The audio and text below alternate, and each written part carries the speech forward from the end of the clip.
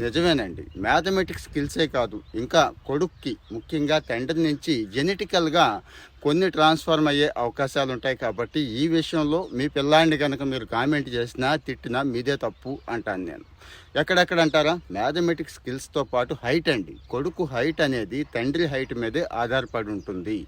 అలాగే దంత ఆరోగ్యం, పళ్ళు పుచ్చిపోతున్నాయిగా, పుచ్చిపళ్ళోడా అని చెప్పి ఆయన తిట్టారనుకోండి, వాడు తిరగేస్తాడన్నట్టు. అలాగే ముక్కు, చుబుకం అంటాను చూడండి. ఇవి అంటే మంచి ముక్కు షేపు, మంచి గడ్డం షేపు, మరి మంచి అందం విషయంలో అంటే వాళ్ళు ఒక స్టేజ్కి వచ్చాక, ఒక దశకు వచ్చాక అవి చూసుకుంటారు కదండి.